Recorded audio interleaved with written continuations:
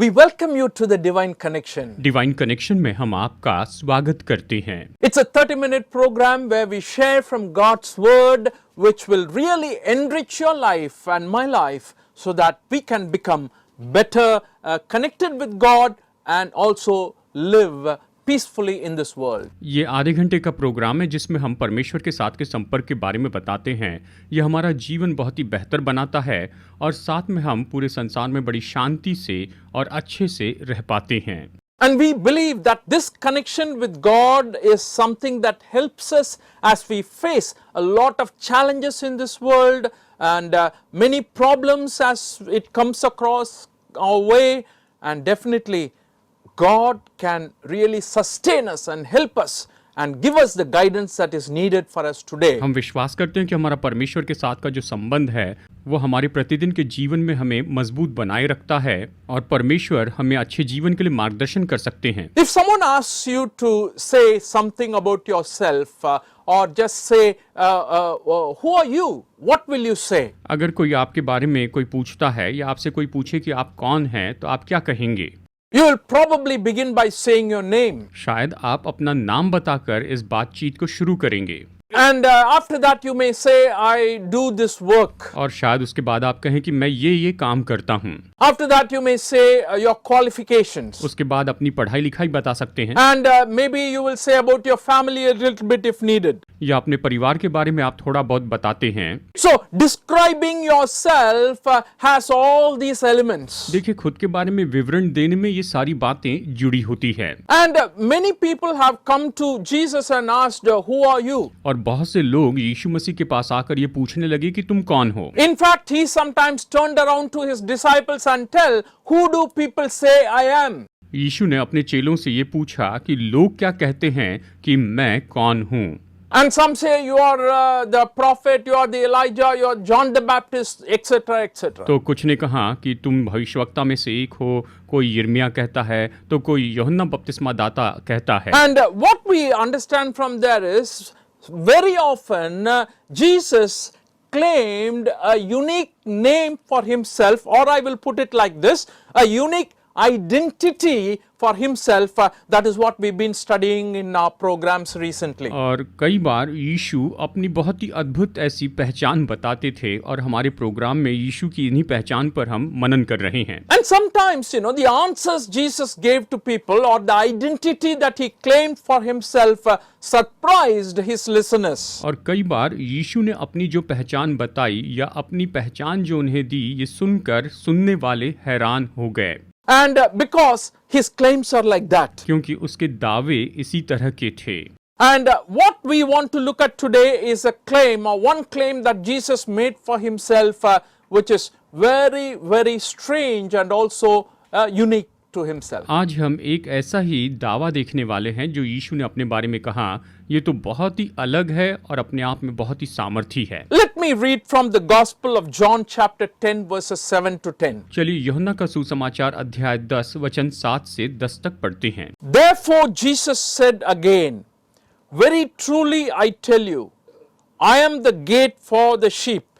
All who have come before me are thieves and robbers, but the sheep have not listened to them. I am the gate. Whoever enters through me will be saved. They will come in and go out and find pasture. The thief comes only to steal and kill and destroy. I have come that they may have life and have it to the full. तब यीशु ने उनसे फिर कहा, मैं तुमसे सच सच कहता हूँ, भेड़ों का द्वार मैं हूँ। जितने मुझसे पहले आए वे सब चोर और डाकू हैं, परंतु भेड़ों ने उनकी न सुनी। द्वार मैं हूँ। यदि कोई मेरे द्वारा भीतर प्रवेश करे तो उद्धार पाएगा और भीतर बाहर आया जाया करेगा और चारा पाएगा। चोर किसी और काम के लिए नहीं, परंतु केवल चोरी करने और घात करने और नष्ट करने को आता है। मैं इसीलिए आया कि वे जीवन पाए और बहुतायत से पाए। इस तरह से यहाँ पर ये वचन बताते हैं। Here Jesus is using a word to identify himself, saying, I am the door or I am the gate. यहाँ यीशु अपनी पहचान बताने के लिए एक शब्द का उपयोग करते हैं और कहते हैं कि द्वार मैं हूँ। You know, doors are very, very important. देखिए द्वार, ये जो फाटक है, बहुत ही महत्वपूर्ण होते हैं। And every home has a door. देखिए हर एक घर का द्वार होता है। And this room where I am standing here right now has a door. और ये कमरा जहाँ पर मैं अभी इस समय खड़ा हूँ, इसका एक द्वार है। And there are two doors here actually. यहाँ पर सच में देखा जाए तो दो द्वार हैं। Just to make it, soundproof. बस इसे साउंड प्रूफ करने के लिए इसे ऐसे बनाया है। Doors are very, very important. द्वार बहुत ही महत्वपूर्ण हैं। Have you ever felt, some people have this idea, after leaving the home, they suddenly feel, I don't know whether I've locked my house or not, or I've locked my door or not. कई बार लोग घर से बाहर निकलने के बाद में ये सोचते हैं, क्या मैंने दरवाजे पर ताला लगाया नहीं, द्वार को मैंने ताला लगाया कि नहीं। It's a very scary feeling ये तो actually. डराने वाला महसूसीकरण है। Do you believe, do you know that in some countries they don't lock their doors? क्या आप विश्वास करेंगे, कुछ देशों में वो अपने दरवाजे पर ताला नहीं लगाते हैं। I read a news in Times of India. मैंने टाइम्स ऑफ इंडिया में एक खबर पढ़ी थी। It says the mystery behind no doors in this village in Maharashtra. Maharashtra के एक गांव में जहां पर किसी के भी घर को दरवाजा नहीं, उसके पीछे का रहस्य बताया। Shani Singanapur is the place where it says in Maharashtra they leave their house open, doors are not locked because they believe in who is protecting their homes. Shani Shingnapur ये महाराष्ट्र में एक ऐसा गांव है जहां पर के लोग अपने घर को दरवाजा नहीं लगाते हैं, ताला नहीं लगाते हैं। वो विश्वास करते हैं कि उनके घर की रक्षा की जाएगी। In the US, HuffPost did a survey and they said about 7% of US population don't lock their homes. और देखिए यूएस में, अमेरिका में हाफवे सर्वे किया गया और वो कहते हैं कि 7% अमेरिकी लोग अपने घर के दरवाजों पर ताला नहीं लगाते हैं। So I don't know, we always feel unsafe if we don't lock the doors. देखिए अगर हम दरवाजे बंद न करें तो हम असुरक्षित महसूस करते हैं। And every time we feel, anybody can enter, thieves may enter, or different animals can enter, what not. कई बार हम सोचते हैं कि शायद उसके कारण चोर घर में आ जाएगा या कोई जानवर घर में आ सकता है। So what we understand when Jesus says, I am the door or I am the gate, that is what we want to focus on today. जब यीशु ने कहा द्वार मैं हूँ, तो इसका क्या मतलब था, इस पर हम गौर करेंगे। And this is an inanimate thing or object that Jesus is using as an example. यहाँ पर उदाहरण के रूप में यीशु इस एक बेजान वस्तु का उपयोग कर रहे हैं। And very often, this comparison leads us to understand many different ideas that Jesus Christ can mean to us in our life today. और ये जो तुलना है, कई बार आज हमारे जीवन में यीशु का क्या अर्थ होता है, उसकी ओर लेकर जाते हैं। Because when you look at the 10th chapter from where we to take this verse from, क्योंकि 10वें अध्याय से जहां से हमने ये वचन लिया उसे देखें, and this whole chapter is talking about Jesus being the shepherd in our lives. ये पूरा अध्याय इसके बारे में बताता है कि यीशु हमारे जीवन में हमारे चरवाहा हैं। And he is talking about in what ways he is a shepherd to us and how he cares for us. और ये बताता है कि किस तरह से वो हमारे चरवाहा हैं और हमारी कैसी देखभाल करते हैं। He also expresses the relationship he has with his sheep as a shepherd. चरवाहे के रूप में भेड़ के साथ के उसके संबंध के बारे में भी बताते हैं। In the first part of that chapter, verses 1 to 6, if we read, we understand different things Jesus is saying about him being a shepherd to the people. वचन 1 से लेकर वचन 6 तक हम पढ़े तो यीशु चरवाहे होने के बारे में अलग अलग बातें बताते हैं। John 10, 1 to 6. Very truly I tell you, Pharisees, anyone who does not enter the sheep pen by the gate, but climbs in by some other way is a thief and a robber. The one who enters by the gate is the shepherd of the sheep. मैं तुमसे सच सच कहता हूँ कि जो कोई द्वार से भेड़शाला में प्रवेश नहीं करता परंतु किसी दूसरी ओर से चढ़ जाता है, वो चोर और डाकू है। परंतु जो द्वार से भीतर प्रवेश करता है वो भेड़ों का चरवाहा है। इस तरह से यहाँ पर बताता है। Therefore he is saying that the true shepherd enters through the gate, through the door. यहाँ पर ये कहते हैं कि जो सच्चा चरवाहा है वो द्वार से भीतर प्रवेश करता है। And others jump in from behind. और दूसरे जो है वो यहाँ वहाँ से कूद कर आते हैं।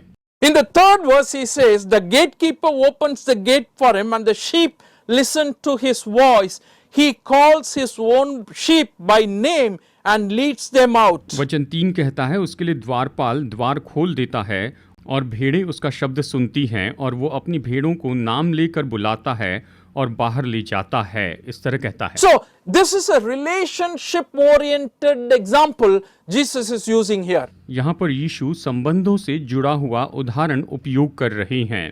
The relationship between a shepherd and a sheep. यानी ये तो चरवाहे और भेड़ के बीच का संबंध है। And I don't want to look at Jesus more as a shepherd in this program, because we will be doing that separately next time when we meditate. इस प्रोग्राम में यीशु के चरवाहे के रूप में हम यहाँ पर नहीं देखेंगे, अगले प्रोग्राम में इसके बारे में देखेंगे। Therefore, when you look at this, Jesus as the shepherd, we understand that there is a relationship he is talking about with connection to the example he uses about the door.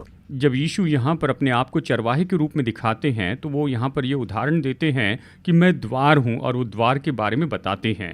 As the shepherd, a true shepherd, somebody who knows the sheep by name and calls them out by name, he enters through the gate, through the door. जो सच्चा चरवाहा है, जो असली चरवाहा है, जो भेड़ों के नाम से उन्हें जानता है, वो तो उस द्वार से ही आता है।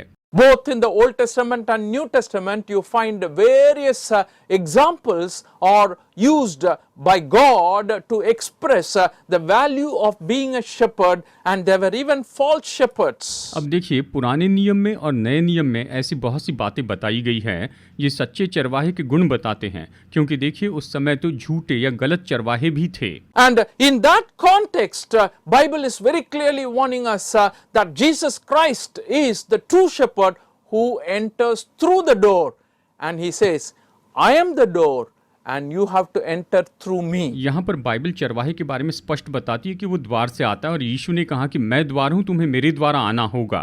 And what I want you to understand from this verse is, first of all, that Jesus Christ is the only door to experience salvation. इस वचन के द्वारा सबसे पहले मैं चाहता हूं कि आप इस बात को समझ ले कि उद्धार के लिए केवल यीशु मसीह ही एकमात्र द्वार हैं। I want to read that passage again. चलिए इस वचन भाग को हम फिर से पढ़ते हैं। John chapter 10 verses 7 to 10. यूहन्ना अध्याय 10 वचन 7 से 10 तक। Therefore Jesus said again, very truly I tell you, I am the gate for the sheep. All who have come before me are thieves and robbers, but the sheep have not listened to them. I am the gate. Whoever enters through me will be saved. They will come in and go out and find pasture. तब यीशु ने उनसे फिर कहा, मैं तुमसे सच सच कहता हूँ, भेड़ों का द्वार मैं हूँ।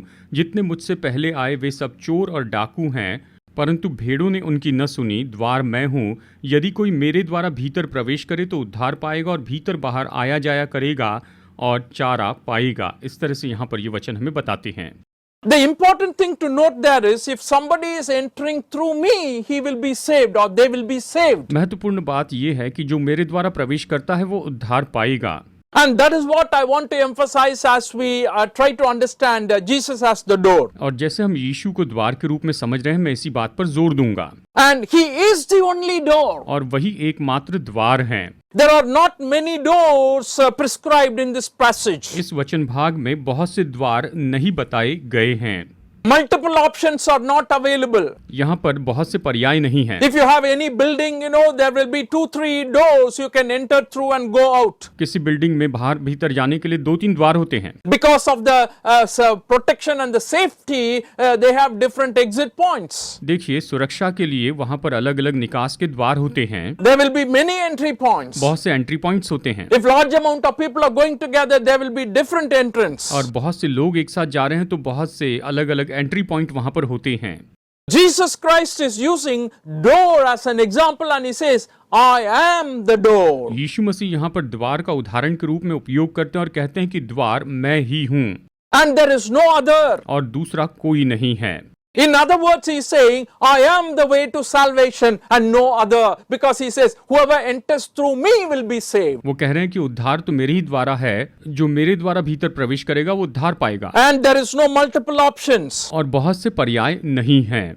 Acts chapter 4 verse 12 is a beautiful verse. प्रेरितों के काम 4:12 सुंदर वचन है। Salvation is found in no one else, for there is no other name under heaven is given to mankind by which we must be saved. प्रेरितों के काम अध्याय 4 वचन 12 बहुत सुंदर वचन है।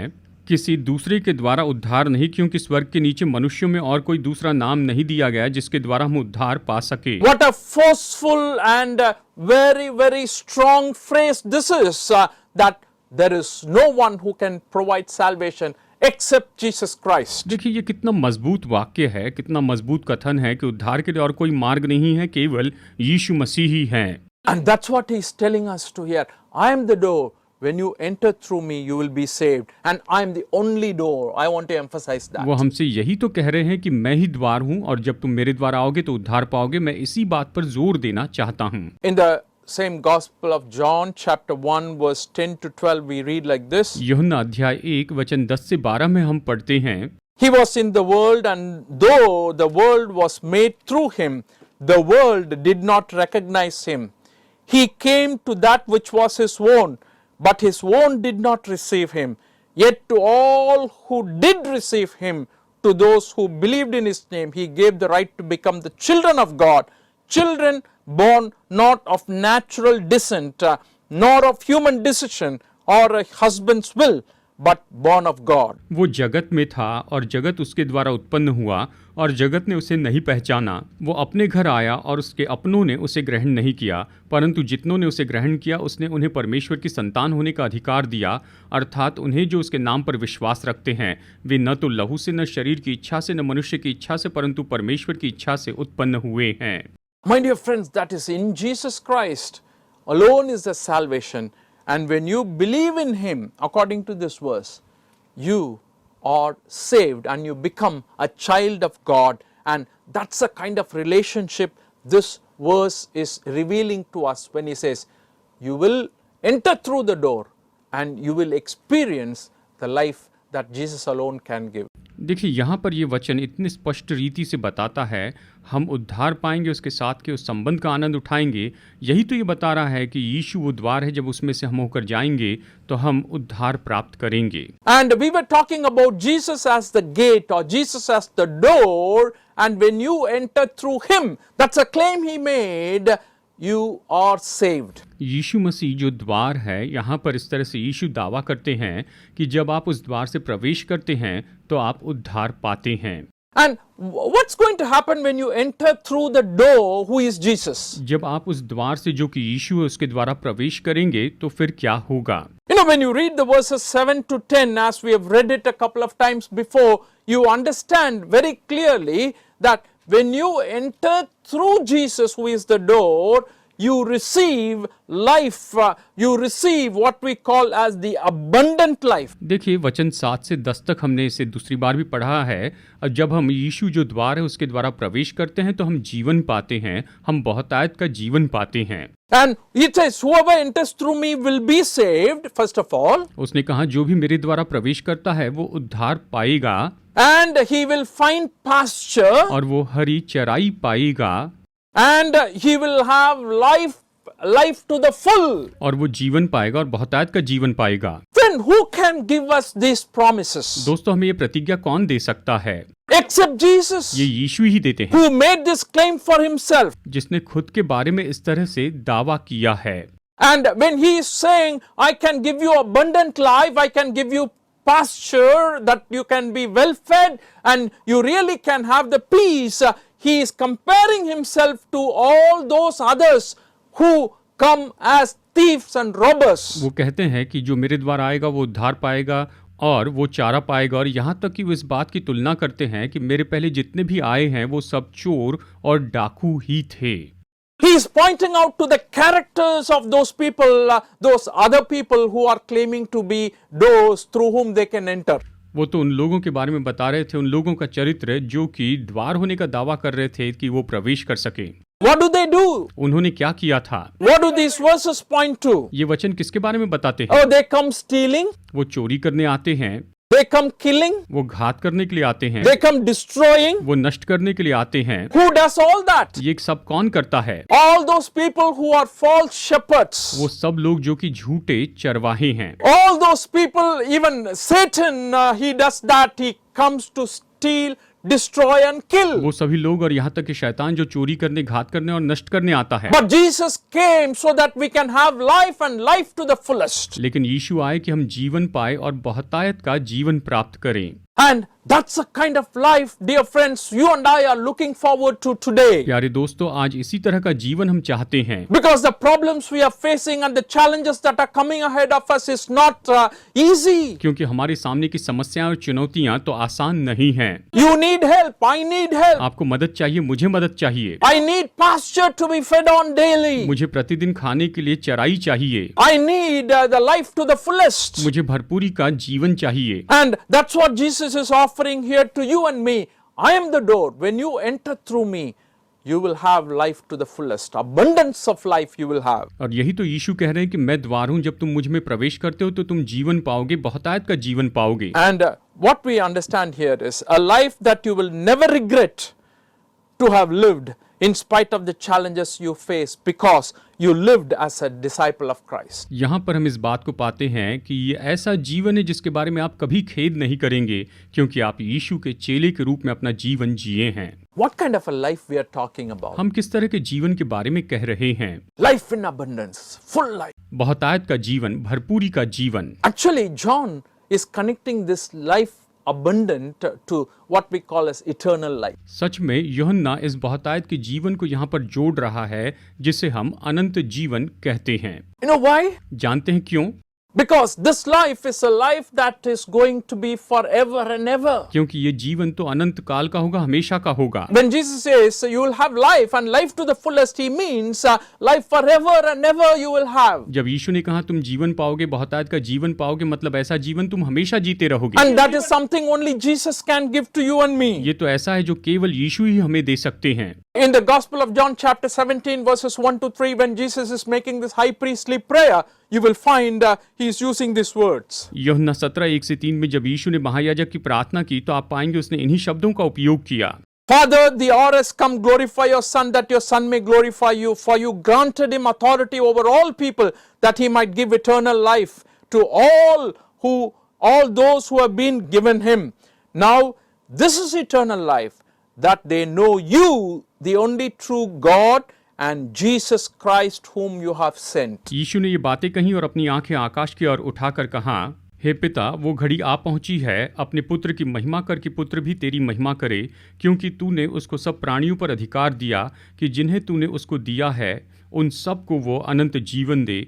और अनंत जीवन ये है कि वे तुझ एकमात्र सच्चे परमेश्वर को और यीशु मसीह को जिसे तूने भेजा है जाने। वचन ये कहता है। So when you talk about this life, we mean the life eternal. जब इस जीवन के बारे में कहते हैं तो हम यहाँ पर अनंत जीवन के बारे में कह रहे हैं। And Jesus Christ has that life in himself, which makes it possible for him to tell you and me, when you enter through me, you will have life and life to the fullest. यीशु मसीह में ये जीवन है, इसलिए तो वो हमसे ये कह सकते हैं, जब तुम मेरे द्वारा प्रवेश करोगे तो तुम जीवन पाओगे और बहुतायत और भरपूरी का जीवन पाओगे। I'm not saying this, the Bible says it. मैं ये नहीं कह रहा हूँ, बाइबल ये कह रही है। In the Gospel of John chapter 5 verse 26 we read like this way. यूहन्ना अध्याय 5 वचन 26 में हम यही तो पढ़ते हैं। For as the Father has life in himself, so he has granted the Son also to have life in himself. क्योंकि जिस रीति से पिता अपने आप में जीवन रखता है, उसी रीति से उसके पुत्र को भी यह अधिकार दिया कि अपने आप में जीवन रखे।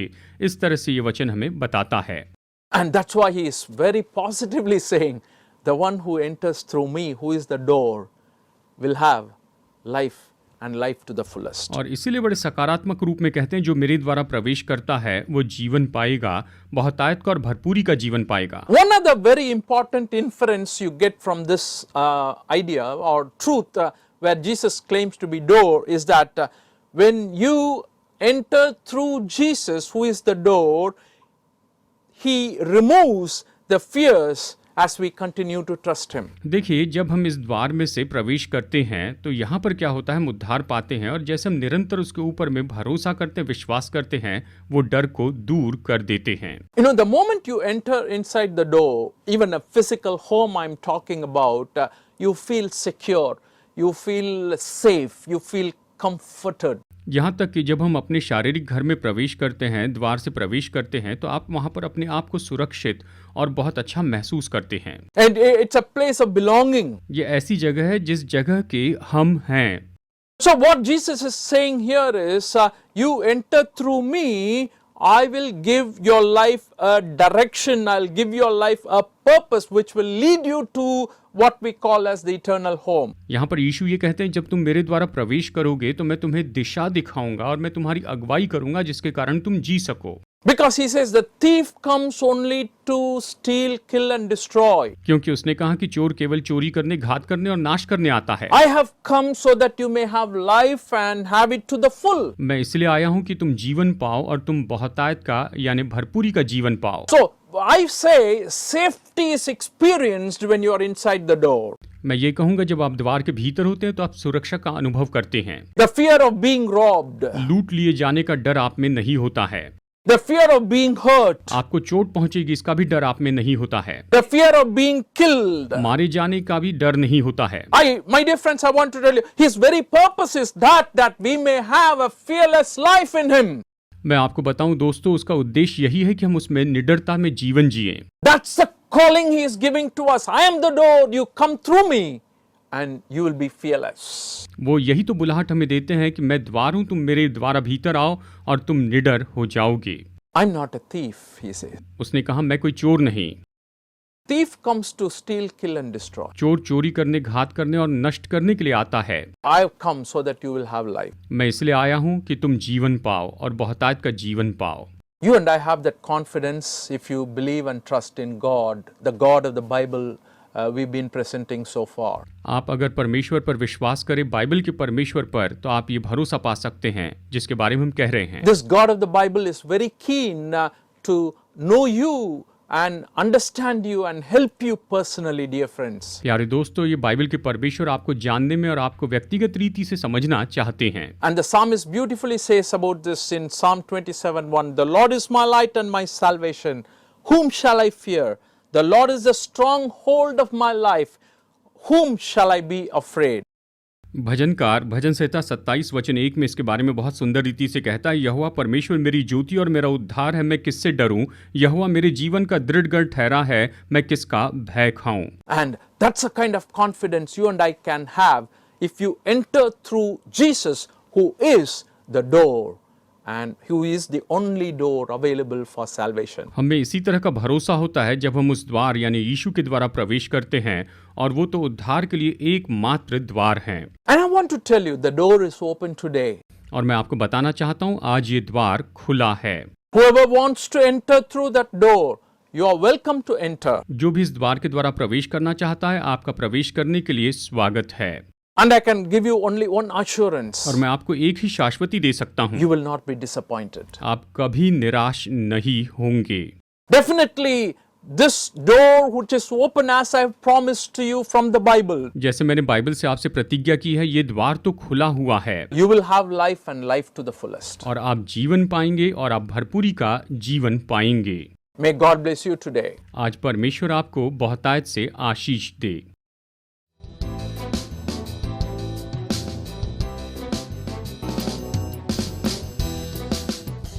Study the Word of God in a private and personal way through our online study website. Contact number